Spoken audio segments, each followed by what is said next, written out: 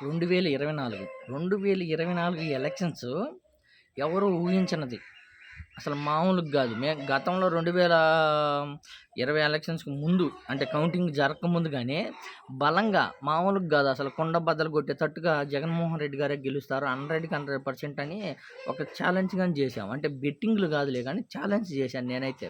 ఖచ్చితంగా గెలిసిద్ది, గెలిసిద్ది, గెలిసిద్ది అని. ఎందుకు గెలిసిద్ది అనంటే, ఆయన చేసిన పథకాలు గానియ్యండి, ఆయన ఇచ్చిన ఆదరణ గానియ్యండి చాలా అంటే ఒకటి కాదు చెప్పుకుంటూ పోతే వందల సంఖ్యల్లో ఉన్నాయి.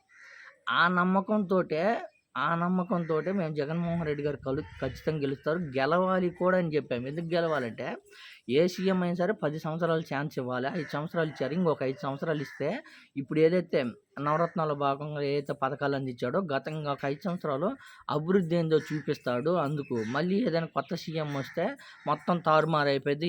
ఈ పథకాలు పెట్టాడు, ఎన్ని పథకాలు పోతాయి, చేసిన సచివాలయాలు కానీ మొత్తం కంటిన్యూ చేయరు, మొత్తం తారుమారు అయిపోద్ది. ఖచ్చితంగా రావాలని మేమైతే బలంగా నమ్మాము. కానీ జగన్మోహన్ రెడ్డి గారు ఓడిపోవడం అంటే ఘోర ఓటమే అని చెప్పుకోవచ్చు. ఎలా అంటే అసలు ఊహించలేనిది అది.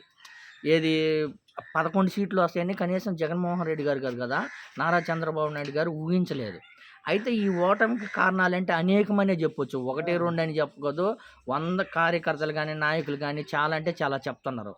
నేనైతే సొంత కుటుంబ సభ్యులు కానీ ఓటమికి కారణం అనే చెప్పుకోవచ్చు. ఎందుకంటే షర్మిలమ్మ కానీ సునీతమ్మ గారి కానివ్వండి, విజయమ్మ గారి కానివ్వండి, కుటుంబ సభ్యులు కానీ ఓటమికి కారణమే అనుకోవచ్చు. ఎందుకంటే జగన్మోహన్ రెడ్డి గారు గెలుపుకి కుటుంబ సభ్యులు ఏమాత్రం సహకరించాలి. ఎలా అంటే షర్మిలమ్మ చూస్తేనేమో ఒక పక్క జగన్మోహన్ రెడ్డి గారిని ఓడగొట్టాలి, ఖచ్చితంగా రాకూడదు అని పులివెందులలో విపరీతంగా ప్రచారం చేసింది.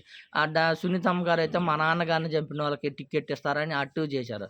లాస్ట్‌కి విజయమ్మ గారు కానీ ఏదైతే పులివెందుల బస్సు యాత్ర చేసేటప్పుడు జగన్మోహన్ రెడ్డి గారికి తో కలిసి ఆ రోజు దీవెనలు అందించారు.